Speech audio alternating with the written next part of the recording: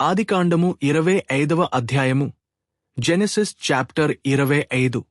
అబ్రాహాము మరల ఒక స్త్రీని వివాహము చేసుకొనెను. ఆమె పేరు కెతూరా. ఆమె అతనికి జిమ్రాను, యొక్షాను, మెదాను, మిద్యాను, ఇష్బాకు, షూవహు అనువారిని కనెను. యొక్షాను షేబను దెదానును కనెను. అష్షూరీయులు లెతుషీలు లేమీయులు అనువారు ఆ దెదాను సంతతివారు.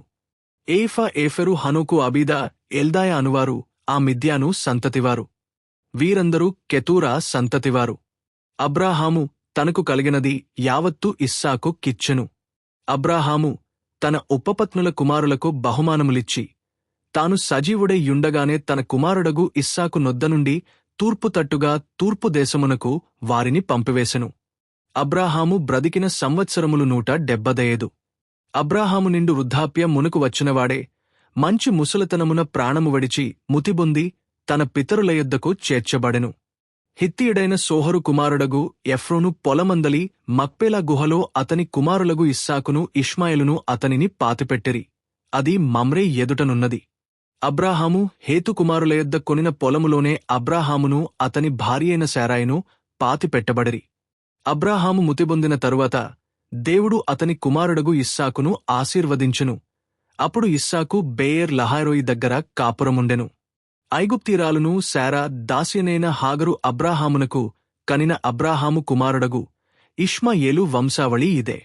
ఇష్మాయేలు జ్యేష్ఠకుమారుడైన నేబాయోతు కేదారు అద్బయలు మిబ్సాము మిష్మా దూమానమస్సే హదరు తేమా యెతూరు నాపీషు కెదెమా. ఇవి వారి వంశావళుల ప్రకారము వారి పేరుల చొప్పున ఇష్మాయేలు కుమారుల యొక్క పేరులు వారి గ్రామములలోను వారి కోటలలోను ఇష్మాయేలు కుమారులు వీరే. వారి పేరులు ఇవే. వారి జనముల ప్రకారము వారు 12 రాజులు. ఇష్మాయేలు బ్రతికిన సంవత్సరములు 137. అప్పుడతడు ప్రాణము వడిచి ముతిబొంది తన పితరుల యొద్దకు చేర్చబడెను.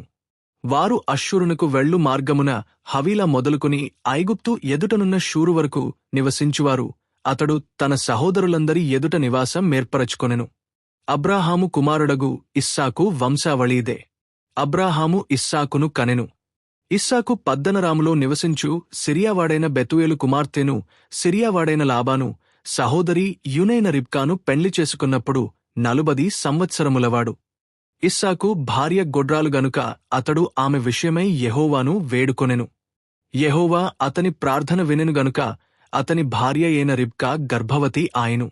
ఆమె గర్భములో శిశువులు ఒకనితో నొకడు పెనుగులాడరి గనుక ఆమెలాగైతే నేను బ్రతుకుట ఎందుకని అనుకుని ఈ విషయమై యెహోవాను అడుగవెళ్ళెను.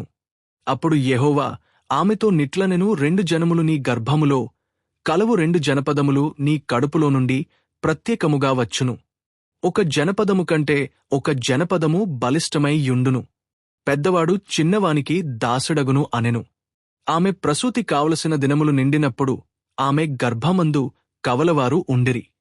మొదటివాడు ఎగ్వియానివాడుగా బయటికి వచ్చెను.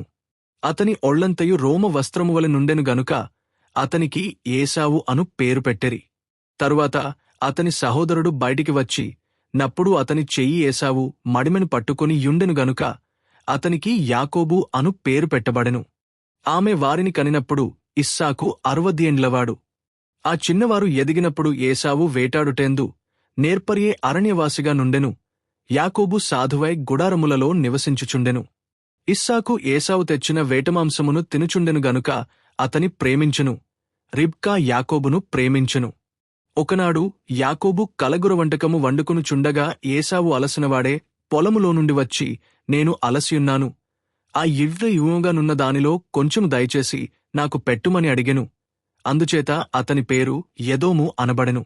అందుకు యాకోబుని జ్యేష్ఠత్వము నేడు నాకిమ్మని అడుగగా ఏశావు నేను చావబోవుచున్నాను గదా, జ్యేష్ఠత్వము నాకెందుకనెను, యాకోబు నేడు నాతో ప్రమాణము చేయమనెను. అతడు యాకోబుతో ప్రమాణము చేసి అతనికి జ్యేష్ఠత్వమును అమ్మివేయగా యాకోబు ఆహారమును చిక్కుడుకాయల వంటకమును ఏశావుకిచ్చెను. అతడు తిని త్రాగె లేచిపోయెను. అట్లు ఏశావు తన జ్యేష్ఠత్వమును తృణీకరించెను.